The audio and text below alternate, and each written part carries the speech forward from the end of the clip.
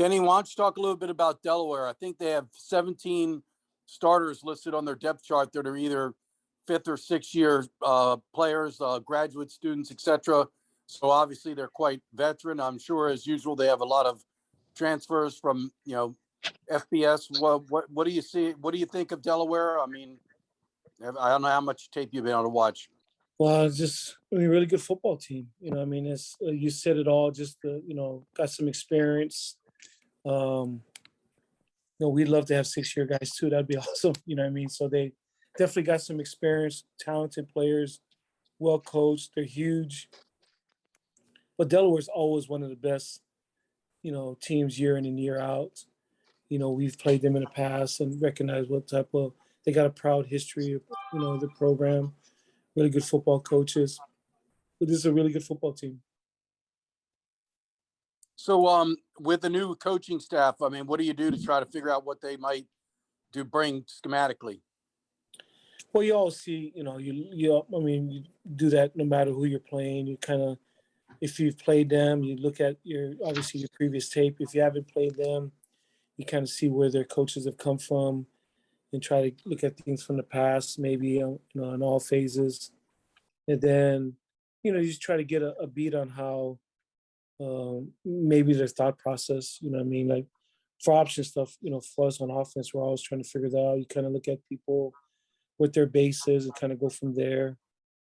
But most of the times in option football, we're wrong anyway. People have a different, defense that you got to figure out once you get there.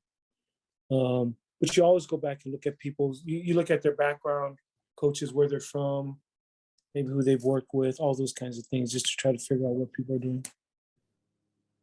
Let's go to Kevin Trussellini. Hey, Coach. Thanks for taking some time. Bill just kind of asked you the question I was going to ask you, just in terms of trying to prepare for an offense that you haven't seen before.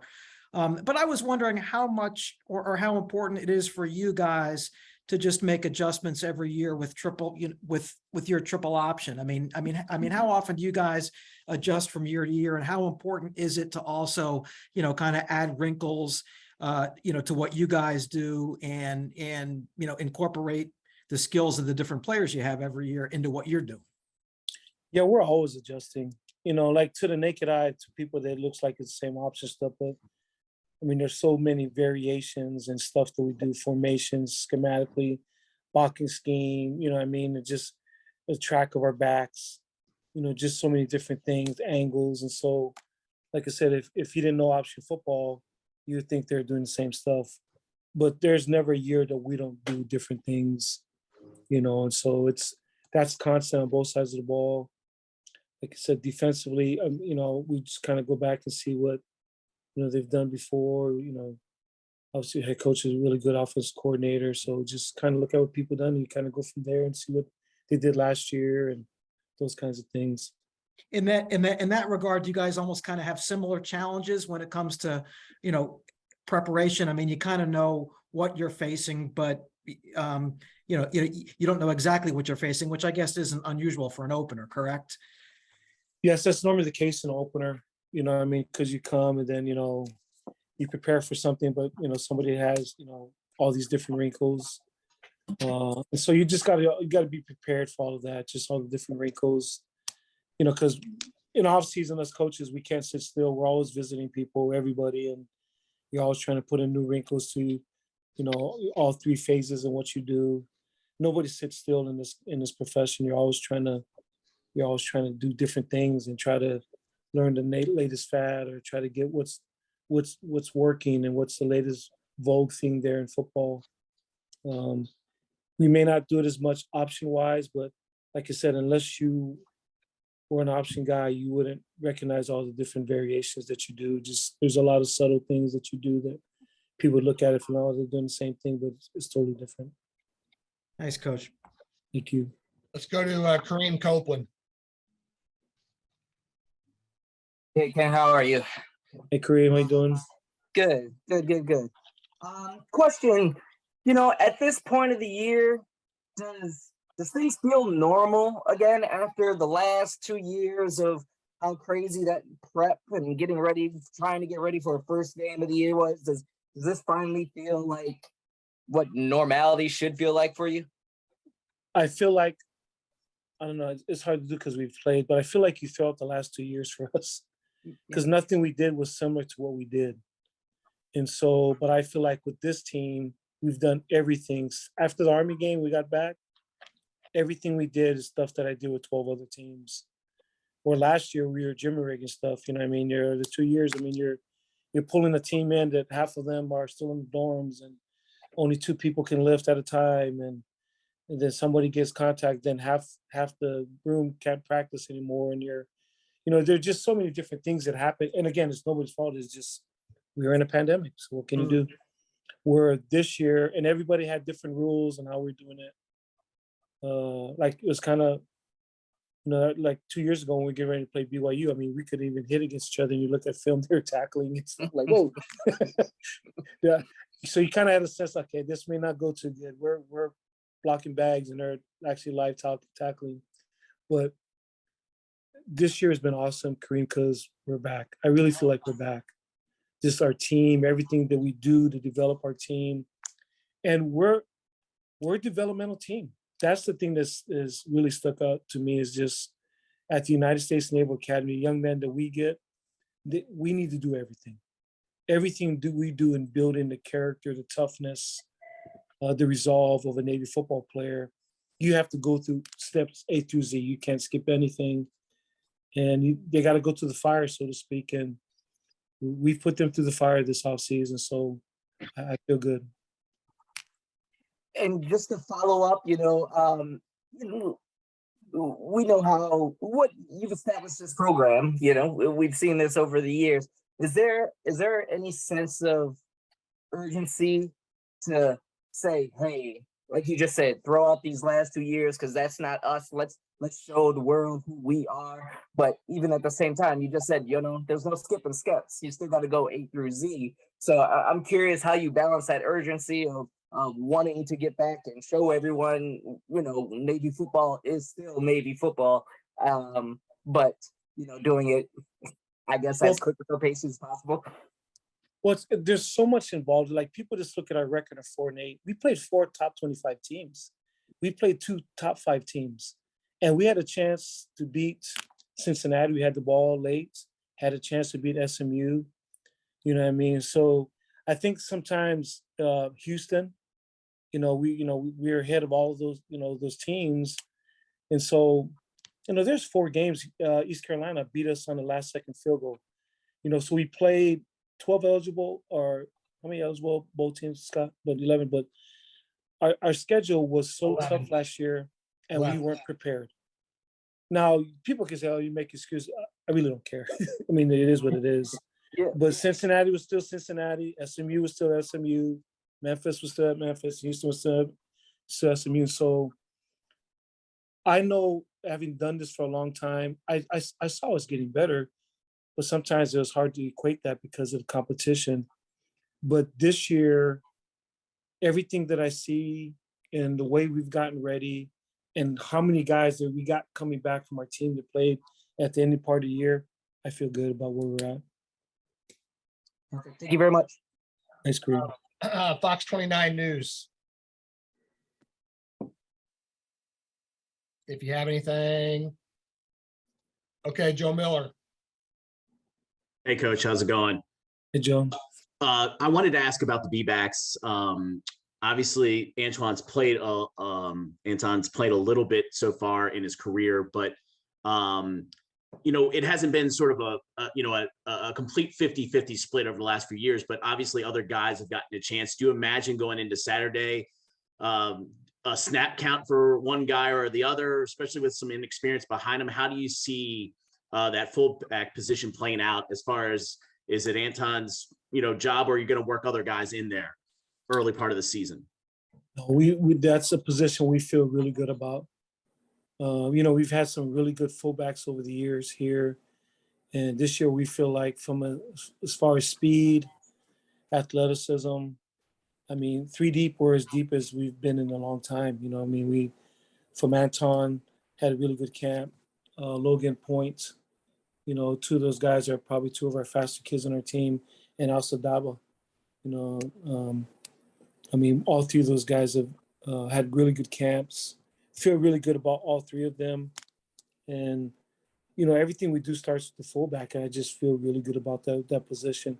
Kind of feel like we're a spot with, you know, Jamal Carruthers here. Like, you know, we had some long runs and, you know, you're able to break some drives. You know what I mean? When you break through, you know, Jamal was able to take it to the house. And we feel like with these three guys that we got the speed that we've been looking for, that if, you know, if the ball breaks, you know, good things can happen. You know, we're not getting to the 30-yard line and then have to restart the drive. So we feel really good about all of those guys. But the other question, I was looking at the depth chart, and you have a different long snapper for punt and field goal duties. What was the thinking behind that? Well, they're different snaps. You know, one's a short snap, one's a long snap. So, I mean, that's really what it is, Joe. They're different snaps. One you're required to cover. One you just got to get it back there as fast as you can. So just we're just looking for who's our best long snapper, who's our best short snapper. Awesome. Thanks, Coach. Good job. Connor Metz. Hey, Coach. I wanted to ask about the final two games of last season through the offseason and camp and preparation this week. Have you felt anything from those players returning that there was momentum from your Temple and Army wins, especially on offense, ending the season that way? Has any of that been able to carry over that long, or is it truly like a fresh start once camp begun? I sensed when we came back, even before that, Connor, our first workout, and then I saw it, you know, you could sense the guys, you know, there's a little bit of confidence that came, but also just in our spring practices and then going against our defense all this time, just you can see the command of the offense, you know, especially with Ty, that you feel really good about. You know, last year was in the Marshall was his first start, you know, and he got hurt in that game. But now he's played at Notre Dame. You know, he's been at places. He's played, you know, won in the Army, the biggest game for us. So he's been in some big moments that I could see that in him in his offseason because our defense, you know, we're really elaborate on defense. And, you know, I could see him this offseason would play with great composure as he watched things. And so I feel really good about that. To your point, Connor, just guys, there are a ton of young guys that played in that game and they're back. And I saw a lot of that in spring practice with their confidence level. And I saw a lot of it when we went against each other during fall camp.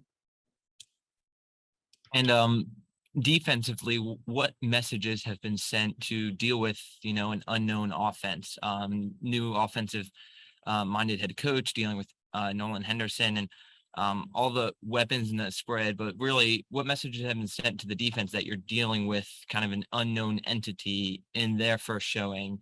What has been the defensive message your defensive coaches have sent to your players? Well, we recognize this is going to be a high-powered offense, you know, and so the message that Coach Newberry always says is always the same, just elite eat, you know, effort, attitude, and toughness. We're a multiple defense. And so while people try to, you know, come after us, so to speak, you know, high-powered offense, you know, we're going to make things hard on them too. And so, you know, it's the reason that I hired Coach Newberry, just from the variety of looks and coverages and blitzes, the multiplicity of our defense, and playing hard is exactly why he's here, and he's done a great job, you know, in his years that he's been here. But we recognize that it's going to be a tough challenge, you know. But in our league, man, there's some high-powered offenses every week that you got to get ready for. So Delaware is going to be tough. It's going to be a tough challenge. Like I said, week in and week out in our conference, there are some high-powered people that we play against. So it's another tough challenge for us. Scott Wyckoff. Hey, Coach. Scott Wyckoff, WBAL Radio. What do you like best about your team now that you've got the game right ahead of you? You've been able to put the game plan into place, and you've had these practices to get ready for Delaware. Just their approach to things, you know, their workman-like attitude. I mean, we've gotten after these guys in off season. You know, just to Kareem's question, I mean, we've been pushing these guys hard, and they've responded. They haven't wilted under the pressure of our preparation. But we have to do things that way. It's our only way for us to be a tough team. Because everybody works out in the off season. But we always talk about what's going to separate us. How do we make ours tougher than everybody else's? And, whether it is or not, that's what we tell them. Nobody else works out like this. And so that's what I like about our team, that our team they've responded to everything we've asked of them. And I think our team and our program, we're a proud program. We've won a lot of games prior to last 2 years, and we want to get back to that. We've done a lot of great things, and that's kind of where this team's at. We want to get back to winning. 2019, just 2 years ago, we won 11 games and, beat Kansas State in a bowl game. And the seniors on this team were on that team, and they want to get back to that. What does it mean to you for the 15th season to be leading this team onto the field at Navy Marine Corps Memorial Stadium? Just very honored, very humbled. The coach, he's a great young man. Feel just privileged to coach these guys, and just very blessed to be, coaching here at the Naval Academy. Thanks, Coach. Thanks, Phil, Scott. Phil Bergman. Coach, for fans that haven't been paying attention throughout fall camp, what do you want them to know about this year's team? We're probably, since I've been here, probably one of the top, if not the most athletic team that we've had since I've been here. And so really feel really good about that. Just our athleticism, our speed. Again, for us at the Naval Academy, who we are. And again, having been here for so many years, 25 years, and seen a lot of good teams come through here, we're as fast as we've ever been. This was touched on earlier, including special teams. Something like 24 of the 28 starters for Delaware are either a senior, fifth-year senior, sixth-year senior, or grad student. Is this the new normal, you think, taking on teams with older rosters? I think so. I think the teams, also with the pandemic, so people got the extra year. So that might run its course in a little bit, but I think so. It's a testament to their kids that they want to be there. I don't know how many of them have transferred, have stayed there the whole time, but also it's going to also get to the transfer portal stuff too, where maybe there might be some older guys, but may not have been there as long, but college football is evolving. Okay, let's go back to Bill Wagner. 2 questions. Coach, it looks like Amin Hassan has won the punt returning job. What did Amin show you? Am I pronouncing that correct, Strauss? Yes, you got it. What did Amin show you to earn that job? Most consistency in catching the ball. We had some pretty athletic guys back there, but just consistency in catching the fielding the ball. And then looking at the depth chart, there's 2 freshmen on defense. At the Mike linebacker position, Kenneth McShann, and then at corner, Andrew Duhart. What can you say about those 2 young men? You had a lot of players returning, so there probably weren't too many openings on the depth chart for a plebe, but for 2 guys to get on that depth chart must mean they showed you something. Well, just like I said, 2 athletic kids. Kenny's super athletic, kind of guys we're looking for. Duhart's done a really good job at corner for us, but just their athleticism, guys being able to pick up the scheme. Not everybody can pick it up that short. We don't have guys that come in the spring, freshmen come in the spring. So they have to pick things up pretty quickly, and both of them have. But I presume there's some other plebes that have impressed you. They may not have gotten on the depth, but there are some guys that showed up in camp. Yeah, I really like our class-wise. I like our team from an athletic standpoint, but you only have the month of August with your plebes. They come from plebe summer, then you try to get them ready for the season. So not everybody can make that transition that quickly. One quick note on Andrew Durhart. His older brother was a starter for an Army basketball team, just graduated last year. So obviously he's the smarter of the brothers. Let's go to Kevin Trussellini. I'm good, Scott. Ken, thanks for your time. Appreciate it. No Thanks, problem. Kareem. All right, let me unmute. Ken, a couple more. You mentioned Ty a minute ago, and you were talking about his composure that you've noticed during this off season. I'm wondering, what other big strides have you noticed, or what has his biggest stride been? I don't know if that is the composure, but since the end of last year. Number one, knowledge of the offense. I mean, our football, option football is based off numbers and how people line up. And if you got a guy that knows what's going on, I mean, he always gets you into the right play. And so his knowledge of the offense is much better. And second of all, he's become a more vocal leader. And so his leadership has improved. His knowledge of the offense has improved. And, he's had a really good offseason. And just one more, I was listening to, I think it was last week, where you were kind of talking about this, a little bit of an anonymous team. And I want to follow up on that and I'm curious, is that just, with new guys that we just don't know them yet? Or is there something about the sum total of the group that makes you describe them in that way? I think both, Kareem. I think because, Diego and Mikey, we had some higher profile guys that, left the team. So, there's some guys, who are these guys. But I think our team likes that. I think our team likes playing this way, with that chip on the shoulder. We've been ranked in the hundreds before. I think we were ranked in the hundreds when we won 11 games in 2019. So we like all that, rank us at the bottom. It's okay. So all of that, no name, chip on our shoulder, it's kind of who these guys are, Kareem. It doesn't bother. It doesn't phase these guys. I remember playing one year. It was a bowl game in 2014 or something, playing a team. I don't want to mention our team. And these guys were like talking smack to our players. And our players just kept walking. I just kind of chuckled on the side, like, our kids are used to getting yelled at all day. That doesn't phase them. Like, we looked at it, okay, thanks, and just kind of kept going. But yeah, it's the no-name stuff. It won't phase our kids. I think they kind of like that. Cool. Thank you very much. I can guess which team that was. Joe Miller. Yeah, Coach, just one from me. Maybe silly, but what do you look forward to what are you looking forward to most for this season and even looking forward to most on Saturday?